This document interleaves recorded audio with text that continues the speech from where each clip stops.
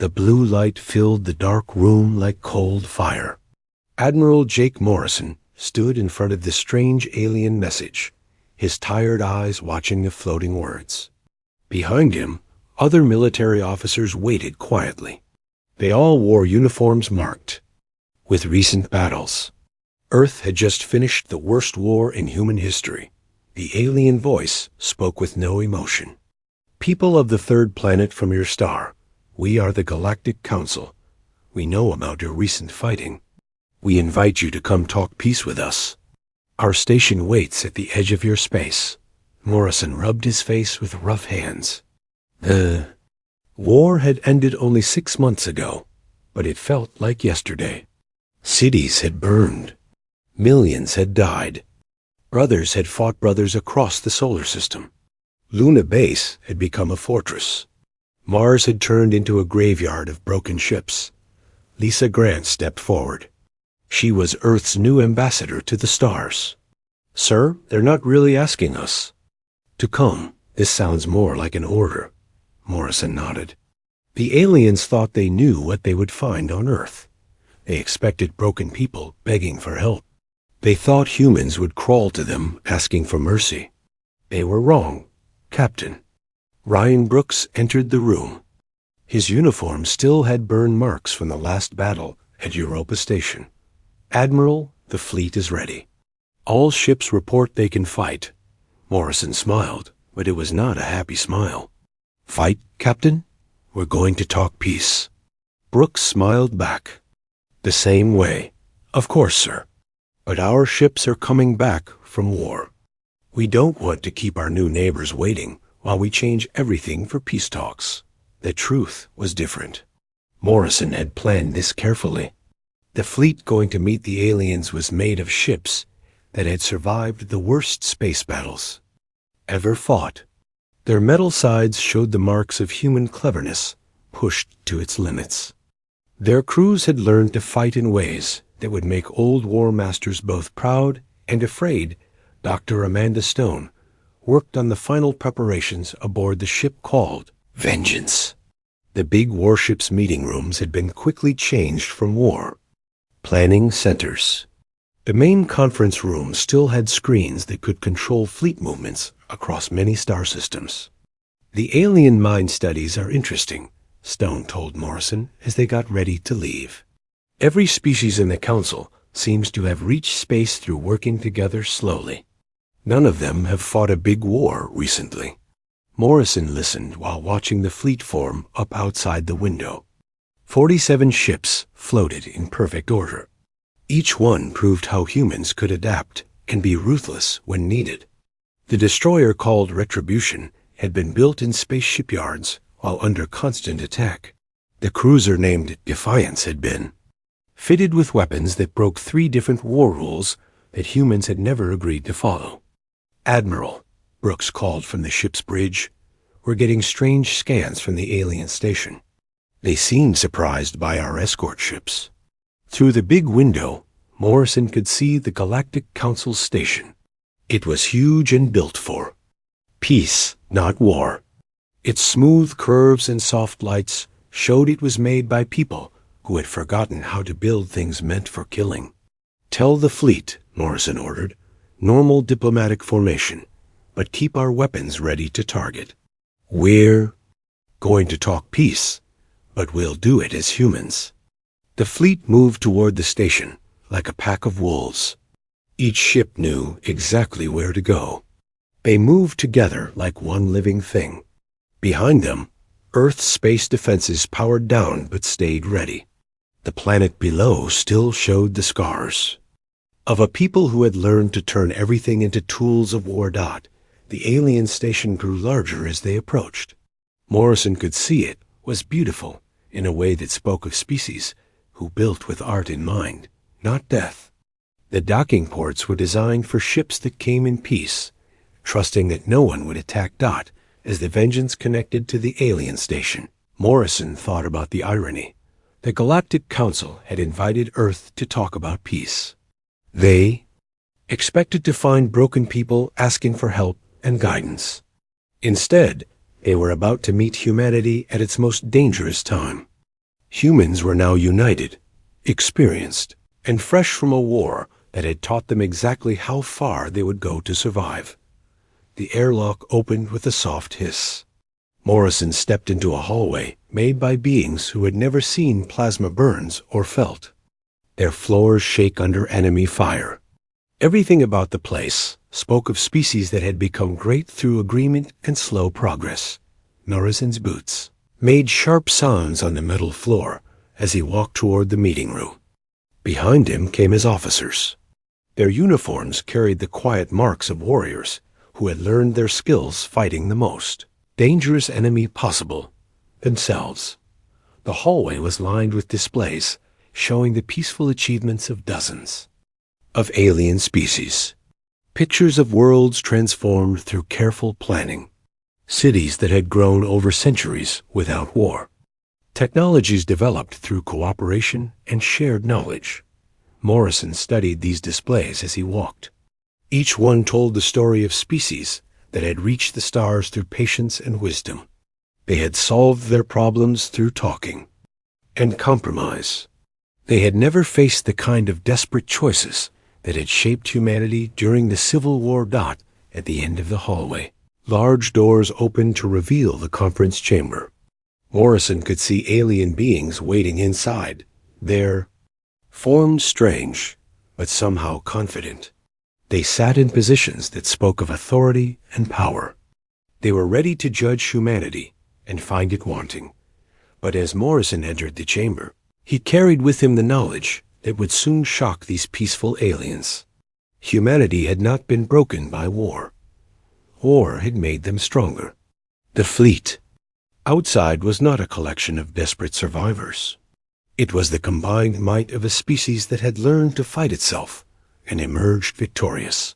The Galactic Council had invited Earth to discuss peace, expecting to dictate terms to a defeated civilization. They were about to discover that they had invited apex predators to sit at their table. And these predators had come not to beg, but to negotiate as equals. Morrison took his seat across from the alien representatives, his presence filling the chamber with the quiet confidence of someone who had commanded fleets in the darkness between worlds. Behind him, his officers arranged themselves with the practiced efficiency of a command staff that had coordinated battles across multiple star systems. The aliens began to speak, their voices carrying the assumption that they would control this conversation. They spoke of integration and rehabilitation, of guidance and oversight. They used words that assumed Earth would surrender its strength in exchange for their protection. Morrison listened quietly, his expression never changing. But inside, he was already planning how to show these peaceful species what humanity had truly become. The real negotiations were about to begin, and the aliens had no idea what they had invited into their carefully ordered galaxy. A meeting room was built to make visitors feel small and impressed. Crystal walls rose high above their heads, showing off the great things that alien species had done. Floating platforms held different kinds of alien beings. Glowing displays showed how peace had spread across the galaxy. Ambassador Lisa Grant walked in first. Her diplomatic badges shined on her chest, but next to them were other medals that told a different story. The Silver Star for being smart in battle during the Lunar War. The Earth Defense Medal for helping move civilians when Mars was bombed. The Alien Council members had not studied what human military decorations meant. "Welcome, people of Earth," said Counselor Thexmore. He was tall and graceful, from a species that had reached the stars through biology and patience. "We meet today to talk about how your world will join our galactic community." Grant noticed the words carefully. Join, not invited to join. The Council's first turns, sent during their approach, had been just as telling. Earth would give up its military, accept Council control of its factories, and submit to a 50-year punishment period. "Counselor Thexmore," Grant replied. Her voice carried diplomatic training that had been quickly added to with lessons learned from making ceasefires between human groups. We thank the Council for wanting to establish relations. However, your first terms seem to be based on certain ideas about humanity's current abilities. Counselor Zeef Tai was made of crystal and sparkled with what looked like amusement. He pointed to the glowing displays. Young species, we have watched your recent fights. Your world shows the scars of nuclear war, space bombing, and industrial warfare. We understand you desperately need peace and guidance. Through the clear walls, Grant could see the human fleet keeping formation. The UE's vengeance hung in space like a hunter among sheep. Its hull still showed the scoring from the final battle. At Titan, those escort ships moved with the smooth coordination of ships whose crews had learned to think as one mind. Desperate is an interesting word, Grant said. Tell me, Counselor, when did your species last fight a military war? Dexmoor's long features showed confusion. Military war? We solved all land disputes peacefully over 400 years ago. War is a primitive response to not having enough resources and fighting over territory. I see. Grant turned on her personal display, showing images from the Terran Civil War. The Council representatives leaned forward. Their expressions changed from looking down on humans to fascination as they watched human combat methods in action. Ships moving in perfect formation while under fire. Battle innovations that had come from necessity. Combat coordination that had evolved beyond anything in their history databases. This footage was recorded 6 months ago, Grant continued. The fight at Europa Station. 2 human fleets, each made of vessels that would count as capital ships by Council standards, fought for 72 hours straight. Counselor Vexthan was from a species that had reached space through careful resource management and group decision-making. He studied the battle displays with growing alarm. The coordination between your vessels? This level of real-time battle adaptation, ... How many centuries did it take to develop these abilities? 3 years, Grant replied simply. We learned quickly because the other choice was extinction. The chamber fell silent as they understood what this meant. These were not desperate survivors of a failed civilization begging for guidance. These were the winners of a fight that had pushed human battle evolution to its absolute limits. Captain Brooks' voice came through Grant's unit. Ambassador, we're reading increased scanner activity from the station's defense systems. Nothing threatening, but they're clearly trying to get detailed readings on our ship setups. Grant smiled at the Council representatives. Captain Brooks, please tell the Council's technical staff that our vessels are set up for diplomatic missions. If they need detailed specifications, we'd be happy to provide them through proper channels. The translation was clear to everyone present. The human fleet was deliberately allowing the scans, confident that their abilities would speak for themselves. Counselor, Dexmoor tried to take control of the conversation again. Regardless of your recent experiences, Earth's integration into the galactic community requires certain ... adjustments. Your species shows concerning levels of aggression and territorial behavior. Aggression? Grant's voice carried a tone that had been perfected during negotiations with warlords who had held entire continents hostage. Counselor, we ended our civil war through negotiation, not conquest. The losing sides weren't destroyed. They were integrated into our unified command structure. We didn't achieve peace through submission. We achieved it through understanding that our real strength lay in unity. Through the chamber's walls, the human fleet continued its patrol pattern. Each ship moved with the precision of a weapon that had been sharpened by necessity and hardened by survival. The Council representatives were beginning to understand that they hadn't invited Earth to discuss surrender terms.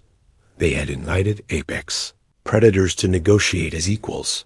The alien beings shifted uncomfortably in their floating seats. Their earlier confidence was cracking as they began to grasp what they were really dealing with. These humans had not come seeking charity or guidance. They had come as equals, backed by a fleet that had been forged in the fires of total war. Counselor. Zeph's crystal form flickered with what might have been nervousness. Your fleet formation. It's unlike anything in our tactical databases. How do your ships coordinate so precisely without constant communication? Captain Brooks stepped forward, his uniform bearing the quiet marks of someone who had earned his. Rank through combat rather than politics. We learned to fight as one organism because individual thinking meant death. When humans go to war, we don't just fight with our ships. We fight with our entire being. Dr. Amanda Stone activated her scientific displays, showing analyses that made the council representatives lean forward in growing alarm. During our Civil War, human innovation accelerated at a rate never before recorded. We developed new materials, new energy systems, new battle doctrines. We learned to fight in ways that species with peaceful development would consider impossible. The displays showed weapon systems designed for close combat in asteroid fields. Defense technologies evolved to counter the most advanced electronic warfare. Battle innovations that had emerged from fighting an enemy that understood human psychology better than any alien ever could. You see primitive technology, Stone continued, but you're looking at systems tested under the most extreme conditions imaginable. Every human vessel in that fleet has survived combat operations that would destroy most council ships before they could return fire. Morrison had remained silent during this exchange, but now he stood. His presence seemed to fill the chamber, despite being surrounded by beings from species that had achieved technological wonders. When he spoke, his voice carried the quiet authority of someone who had commanded fleets in the void between worlds. Counselors, you invited Earth to discuss peace. We came here in good faith, but we came as humans. We don't beg for mercy from those who would make us weak. We offer partnership to those who respect our strength. The silence that followed was heavy with implication. Through the crystal walls, 47 human warships held position with the patience of predators who had learned exactly when to strike and when to wait. Counselor, Dexmore's voice was smaller now, less certain. What exactly are you proposing? Morrison's smile was neither friendly nor hostile. It was the expression of someone who had learned to negotiate from a position of absolute strength. We're proposing that you reconsider your assumptions about humanity. We didn't survive our Civil War by being weak or desperate. We survived by becoming something that has never existed in this galaxy before. And what is that? Counselor Vexton asked. A species that has perfected the art of war, Morrison replied, and chosen to use that perfection in service of peace. The implications hung in the air like a challenge. The Council had invited Earth, expecting to find broken survivors. Instead, they had discovered apex predators who had transformed conflict into strength and emerged from their darkest hour more unified and dangerous than ever before. The real negotiations were about to begin. The tension in the meeting room had reached a breaking point. Counselor Dexmore's graceful features had hardened into something close to alarm as the truth about humanity's recent history became clear. The Council had expected to dictate terms to a broken species.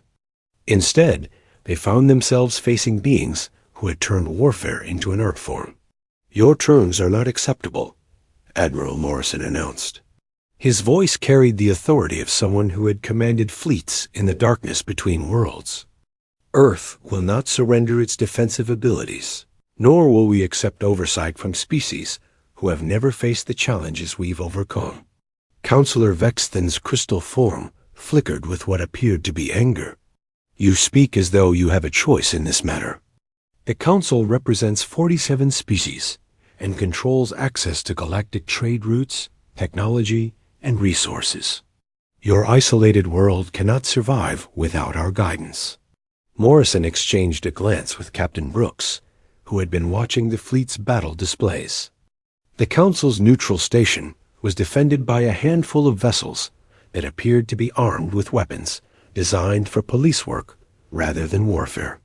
Their entire military thinking seemed based on the idea that overwhelming technological superiority would prevent any actual fighting. "Captain Brooks," Morrison said calmly, "please signal the fleet to assume defensive formation Tango 7. Brooks activated his comm unit. "All ships, this is Vengeance Command. Assume defensive formation Tango 7. Maintain diplomatic protocols." Through the chamber's clear walls, the human fleet began to move. The change was subtle but unmistakable. Vessels that had been arranged in a ceremonial formation suddenly repositioned themselves into a complex three-dimensional pattern that maximized fields of fire while minimizing exposure to counterattack. The Council representatives watched in growing unease as 47 warships moved with the fluid precision of a predator preparing to strike. Each vessel's repositioning was perfectly timed to support the others, creating overlapping defensive zones that would make any assault extremely costly. "This is a peaceful negotiation," Councillor Dexmore protested. "Such displays of military capability are inappropriate for diplomatic discourse." Dr. Amanda Stone stepped forward. Her scientific credentials gleamed alongside the combat decorations. She had earned while developing new weapon systems during the Civil War. "Counselor, you misunderstand the nature of human diplomacy. We negotiate from a position of strength because we understand that true peace can only exist between equals." "Equals?" Counselor Zeftai's form sparkled with what might have been amusement or disbelief. "Your species has barely achieved travel between planets. Your technology is primitive compared to Council standards. Your recent conflicts demonstrate a fundamental inability to resolve disputes through rational discussion." Stone activated her personal display, showing detailed analyses of the Council's military capabilities. "Your assessment is based on outdated assumptions. During our Civil War, human innovation accelerated at an unprecedented rate. We developed new alloys, new energy systems, new tactical doctrines.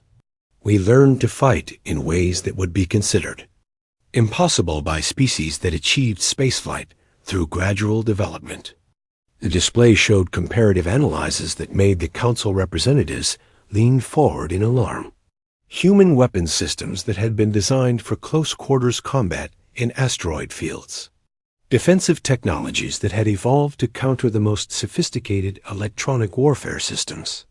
Tactical innovations that had emerged from fighting an enemy that knew human psychology better than any alien species ever could. "You see primitive technology," Stone continued, "but you're looking at systems that have been tested under the most extreme conditions imaginable. Every human vessel in that fleet has survived combat operations that would destroy most Council ships before they could return fire." Captain Brooks' tactical display chimed softly. "Admiral, we're reading movement from the station's escort vessels. They're attempting to establish a perimeter around our formation." Morrison studied the holographic representation of the local space. 6 Council vessels, each one larger than any human ship, were moving to surround the human fleet. Their movements were deliberate but clumsy, lacking the fluid coordination that came from actual combat experience. "Signal the fleet," Morrison ordered. "Execute maneuver Prometheus 4. The human fleet's response was immediate and devastating in its implications. The ships didn't scatter or retreat. Instead, they flowed into a formation that positioned each vessel to deliver maximum firepower while using the Council's own ships as cover.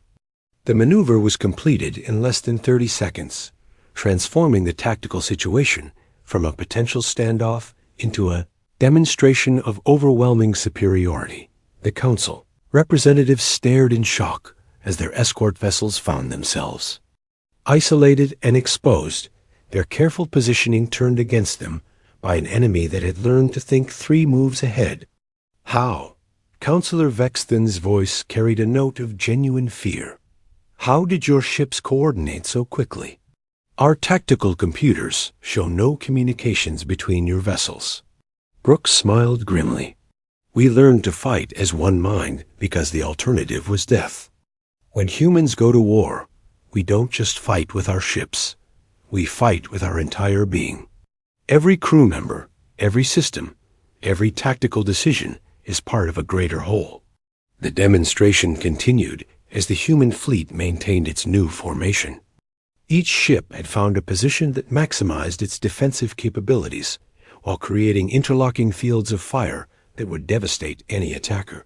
The Council vessels, despite their larger size and advanced technology, were now effectively neutralized by superior positioning and coordination. "This is impossible," Counselor Thexmore whispered. "No species can coordinate fleet movements with such precision without extensive communication networks." Dr. Stone's display showed the psychological and tactical evolution of human warfare during the Civil War. "You're correct that it should be impossible. But you're thinking like a species that learned warfare from books and simulations. We learned it from fighting the most dangerous enemy imaginable, ourselves." The tactical displays showed the progression of human combat doctrine throughout the 3-year conflict. Early battles that followed traditional patterns, middle period innovations that emerged from desperate necessity, final engagements that demonstrated coordination bordering on telepathic. The Battle of Europa, Stone continued, lasted 72 hours. 2 human fleets, each capable of destroying most Council vessels, engaged in continuous combat while maneuvering through the most complex gravitational environment in the solar system. The battle ended not because one side achieved victory, but because both sides realized they were witnessing the birth of something unprecedented. Morrison stood, his presence dominating the chamber, despite being surrounded by beings from technologically superior species. "Counselors, you invited Earth to discuss peace. We came here in good faith, but we came as humans. We don't beg for mercy from those who would make us weak. We offer partnership to those who would make us strong." Through the chamber's walls, the human fleet held its formation with the patience of apex predators. The Council vessels, despite their advanced technology and larger size, were clearly outmatched by an enemy that had learned to think and fight as a single organism. Counselor Zeftai's crystal form had stopped sparkling entirely. "What do you want from us?" Morrison's smile was neither threatening nor friendly. It was the expression of someone who had learned to negotiate from absolute strength. "We want recognition of what we've become. We want partnership, not domination. We want to contribute our strength to the galactic community, not surrender it to bureaucrats who have never faced real adversity." A silence that followed was broken only by the soft vibration of the stations, systems, and the distant hum of 47 human warships maintaining perfect formation. The Council representatives sat in stunned silence, their earlier confidence shattered by the demonstration they had just witnessed. "You came here expecting to find broken survivors," Morrison continued.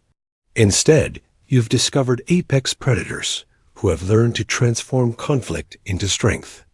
We ended our civil war not through surrender, but through the understanding that our greatest enemy was division itself." Captain Brooks activated his comm unit. "Admiral, all ships report ready for Phase 2 of the demonstration." Morrison looked at the Council representatives, noting their expressions of fear and growing respect. "Phase 2 won't be necessary, Captain. I believe our hosts understand our position." The human fleet began to return to its original formation, the movement as fluid and coordinated as a school of fish or a flock of birds. But the message had been delivered with perfect clarity. Humanity had not come to these negotiations as supplicants. They had come as equals, backed by capabilities that exceeded anything in the Council's experience. The balance of power in the galaxy had just shifted, and everyone in the chamber knew it. The Council had invited Earth to talk peace, but humans had brought a fleet fresh from war, and that fleet had just demonstrated that sometimes the most effective diplomacy comes from the barrel of a gun wielded by those who truly understand its power. Dr. Amanda Stone stepped to the center of the meeting chamber. Her scientific credentials gleamed under the alien lighting.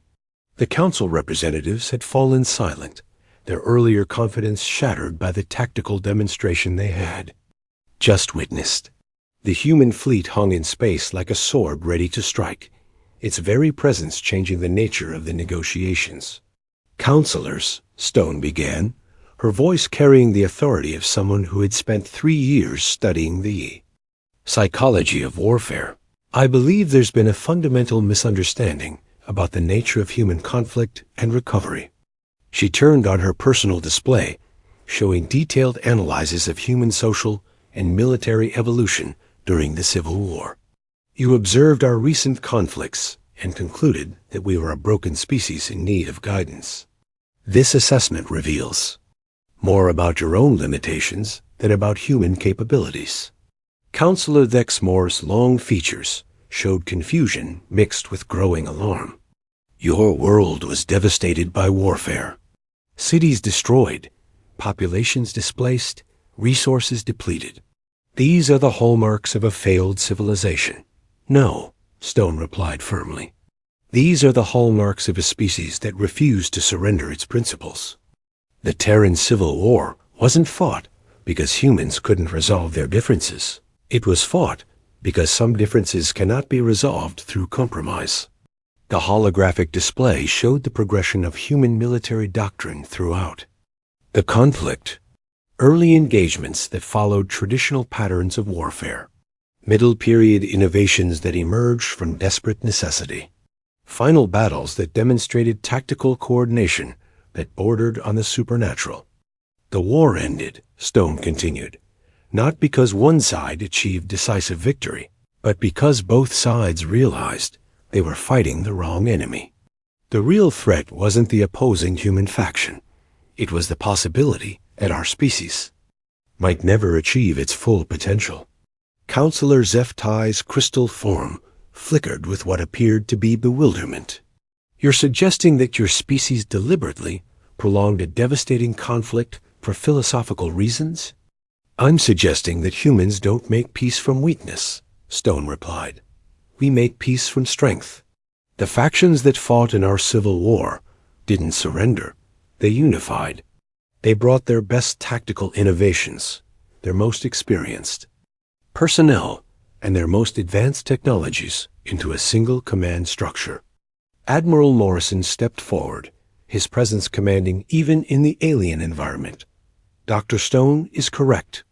The fleet you see outside this station isn't the remnant of a defeated civilization. It's the combined strength of a species that learned to fight itself and emerge stronger." The implications were staggering. The council representatives had assumed they were dealing with war-weary survivors desperate for peace. Instead, they faced a species that had used conflict as a forge to create something unprecedented in galactic history. Dotkin Brooks activated his tactical display, showing the human fleet's current formation. Every ship out there was designed by engineers who had to solve problems that most species never face. How do you fight an enemy that knows your psychology better than you do? How do you coordinate complex operations when your opponent can predict your tactical decisions? The answer was displayed in the fluid movements of the human vessels. Ships that moved with the precision of a single organism. Tactical coordination that had evolved beyond anything in the Council's databases. Combat doctrine that had been refined through the crucible of fighting the most dangerous enemy imaginable. "The Prometheus Gambit," Brooks continued, referencing the final battle of the Civil War. 2 human fleets, each one capable of destroying most Council vessels, engaged in combat operations for 72 hours.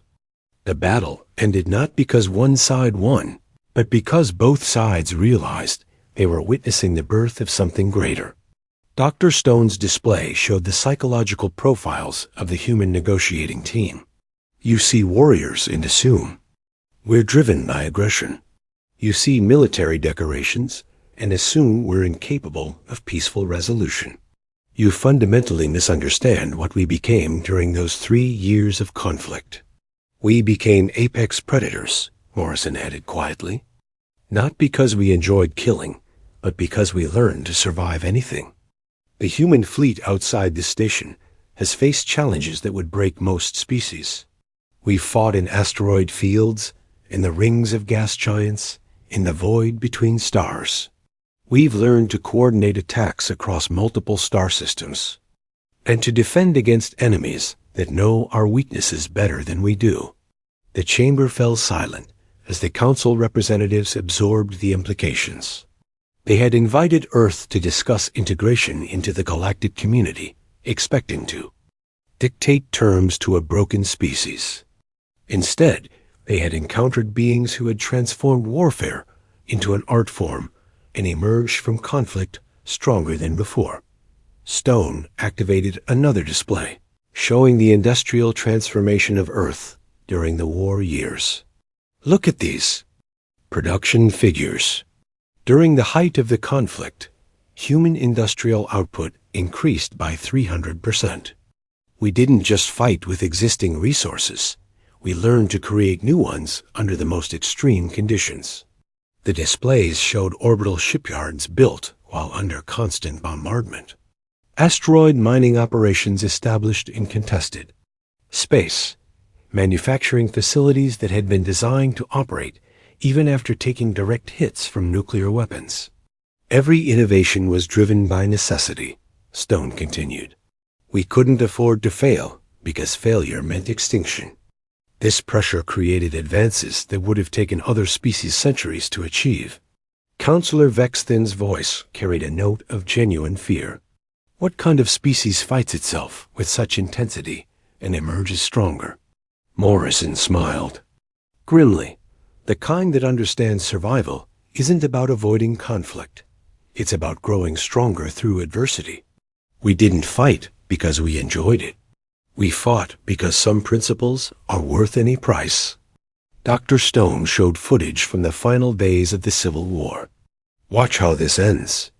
Not with conquest or surrender, but with recognition. Both sides realized they had created something unprecedented through their conflict.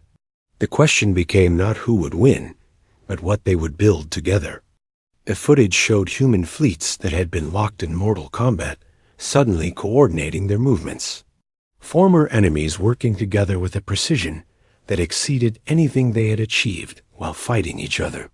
Unity forged not through weakness, but through the recognition of shared strength. The Treaty of Titan, Morrison explained, wasn't a surrender document. It was a merger agreement. Both factions brought their best innovations, their strongest vessels, their most experienced crews into a unified command structure. We didn't end our civil war by defeating our enemies. We ended it by making them our allies. Captain Brooks displayed the organizational chart of the current human fleet. Every ship out there represents the combined expertise of factions that spent 3 years trying to destroy each other. Our tactical doctrine incorporates innovations from both sides of the conflict.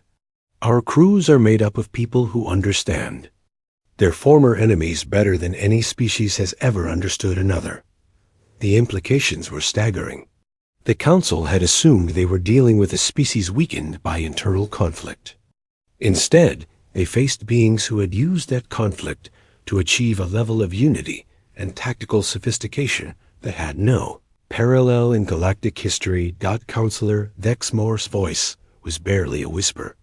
How do we negotiate with apex predators? Morrison's smile was neither threatening nor reassuring. It was simply honest, the same way apex predators negotiate with each other. You recognize our strength, and we'll recognize yours. You respect our capabilities, and we'll contribute them to the common good. You treat us as equals, and we'll prove worthy of that treatment. But understand this, Stone added, her voice carrying the weight of scientific certainty. We've learned that peace without strength is merely a temporary absence of conflict. True peace requires the capability to defend what you've built and the wisdom to know when fighting is necessary. Through the chamber's transparent walls, the human fleet maintained its formation with the patience of predators who had learned exactly when to strike and when to wait. 47 vessels that represented the combined strength of a species that had looked into the abyss of total war and decided to transform it into a tool for unity. The Council had invited Earth to talk peace, but humans had brought a fleet fresh from war. And in that revelation, the galaxy began to understand that humanity's greatest strength wasn't its weapons or its tactics. It was its refusal to be broken by challenges that would destroy lesser species. The real negotiations were about to begin, and the terms would be very different from what the Council had originally envisioned. Admiral Morrison stood at the head of the conference table, his presence transforming the chamber from a place of alien judgment into a human command center. The Council representatives sat in stunned silence, their earlier confidence destroyed by the demonstration of human tactical superiority and the revelation of what humanity had become. "Counselors," Morrison began, his voice carrying the authority of someone who had commanded fleets in the darkness between worlds. "It's time to discuss new terms for humanity's relationship with the galactic community." The holographic displays around the chamber now showed human fleet formations, tactical innovations, and industrial capabilities that made the Council's first assessments look primitive by comparison. The aliens who had expected to dictate surrender terms to a broken species now faced beings who had transformed warfare into an exact science. "The terms are simple," Morrison continued. "Earth will join the Galactic Council as a full member with voting rights equal to our capabilities. We will establish trade relationships based on mutual benefit, not dependence.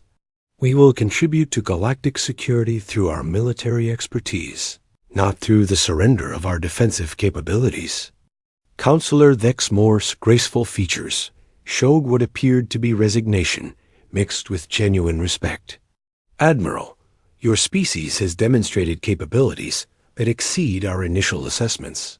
However, the Council has established protocols for the integration of new civilizations."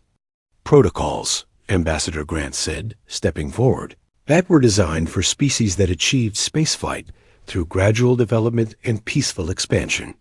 Those protocols don't apply to a species that has perfected warfare through necessity and emerged stronger from conflict." Dr. Stone activated her personal display, showing comparative analyses of human and Council military capabilities. "The data is clear. Human tactical doctrine, developed during our Civil War, represents an evolutionary leap in military science. We've learned to coordinate complex operations across multiple star systems, to fight in environments that would destroy most Council vessels, and to adapt to enemy tactics in real time." Captain Brooks stepped forward, his combat uniform bearing the subtle marks of someone who had earned his authority through trial by fire. "Every human vessel in that fleet has survived combat operations that would be considered impossible by species that learned warfare from history books. We faced enemies that knew our psychology, our tactics, and our weaknesses better than any alien species ever could." The truth was becoming clear to the Council representatives. They had invited Earth to discuss peace, expecting to find desperate survivors begging for guidance. Instead, they had encountered apex predators who had used conflict as a forge to create something unprecedented in galactic history. "What guarantees do we have," Counselor Vex then asked, "that your species won't use these capabilities against peaceful civilizations?" Morrison smiled grimly. "The same guarantee that prevents you from using your technological superiority against primitive species. We're not conquerors, we're survivors. The human fleet outside this station exists to protect what we've built, not to destroy what others have achieved." "But," Stone added, "we've also learned that peace without strength is merely a temporary absence of conflict. True peace requires the capability to defend what you've built and the wisdom to know when fighting is necessary." Through the chamber's transparent walls, the human fleet continued its demonstration of tactical superiority. Vessels that moved with the precision of a single organism, their formations flowing like water around the Council's escort ships. Aliens who had expected to intimidate humanity with overwhelming numbers now found themselves outmaneuvered by a smaller force that had learned to think as one mind. Counselor, Zephty's crystalline form flickered with what might have been amusement or admiration. You're proposing that we accept Earth as an equal partner, despite your recent emergence from devastating conflict. I'm proposing, Morrison replied, that you accept Earth as an equal partner because of our recent emergence from devastating conflict. We've learned things about survival, coordination, and tactical innovation that could benefit every species in the Council. Grant activated her diplomatic protocols, her voice carrying the authority of someone who had negotiated ceasefires between human factions that had been locked in total war. The Council faces challenges that your current military doctrine cannot address. Piracy in the outer systems, territorial disputes between member species, the potential for conflict with unknown civilizations beyond the galactic rim. Tactical doctrine, Brooks added, was developed to fight the most dangerous enemy imaginable, ourselves. We've learned to coordinate attacks across multiple star systems, to defend against enemies that know our weaknesses, and to adapt to changing tactical situations in real time. Morrison stepped to the chamber's central display, showing the human fleet's current formation. Counselors, you have a choice. You can continue to view humanity as a primitive species in need of guidance, or you can recognize us as potential partners who bring unique capabilities to the galactic community. The silence that followed was broken by the soft hum of the station's systems and the distant vibration of 47 human warships holding position with the patience of predators who had learned to wait for the perfect moment. Finally, Counselor Dexmore spoke. What specific terms are you proposing? Morrison's expression softened slightly, becoming the face of a diplomat rather than a warrior. Full Council membership with voting rights proportional to our contributions. Establishment of human naval bases at strategic locations throughout Council space. Technology sharing agreements that benefit all parties. And most importantly, recognition that humanity's greatest contribution to galactic civilization isn't our weapons or our tactics. It's our refusal to be broken by challenges that would destroy lesser species. Dr. Stone activated another display, showing projections of human industrial and military capabilities. We offer the Council something it has never had, a species that understands both the cost of war and the price of peace. We can teach your security forces tactics that will make piracy and territorial disputes manageable problems rather than ongoing crises. Our shipyards, Brooks added, can produce vessels designed for actual combat, not just patrol duty. Our crews can train Council personnel in real combat coordination, not just simulation exercises. Ambassador Grant stepped forward, her diplomatic training combining with hard-won experience from 3 years of negotiating with warlords and faction leaders. We're not asking you to change your peaceful nature. We're offering to be your sword and shield while you continue to be the galaxy's conscience and wisdom. Counselor Vexthen's crystalline form had stopped flickering entirely. His voice carried a note of genuine curiosity rather than fear. And what do you want in return? Recognition, Morrison replied simply. Recognition that we achieved something unprecedented in galactic history. We took the worst conflict our species had ever experienced and transformed it into the foundation of our greatest strength. We learned to fight ourselves and emerged not broken, but unified. Through the chamber's walls, the human fleet began a slow, graceful maneuver that demonstrated their capabilities without appearing threatening. Each ship moved in perfect coordination with the others, creating patterns that spoke of tactical brilliance refined through necessity. We want the right to contribute, Stone added, the right to share what we've learned, to help solve problems that peaceful species struggle with, to stand guard while others build and create and explore. Counselor Thexmore exchanged glances with his fellow representatives. The conversation that followed was conducted in rapid alien languages, but the tone was clear. They were no longer discussing how to manage a primitive species, but how to incorporate a potential ally whose capabilities exceeded their own in crucial areas. After several minutes, Dexmore turned back to the human delegation. Your proposals will require extensive discussion within the full council. However, I believe we can establish preliminary agreements that recognize Earth's unique position. Morrison nodded. We understand that change takes time. But understand, we didn't come here to beg for acceptance. We came to offer partnership to those wise enough to recognize its value. Captain Brooks activated his COM unit. All ships, this is Vengeance Command. Stand down from tactical formation. Resume diplomatic escort pattern. The human fleet's movement was as fluid as water, transforming from a battle formation into a ceremonial escort without losing any of its underlying precision. The message was clear. Humanity could be peaceful when respected, but retained the capability to be something else entirely when threatened. Grant stepped forward to finalize the immediate details. We propose a 6-month trial period. Human representatives will work with Council security forces to address current crises. In return, Earth will receive preliminary trade agreements and access to certain galactic technologies. And after 6 months? Counselor Zeftai asked. Morrison's smile was confident, but not arrogant. After 6 months, you'll understand what we've been trying to tell you. Humanity's greatest strength isn't our ability to destroy. It's our ability to protect. We learned to fight because we had something war.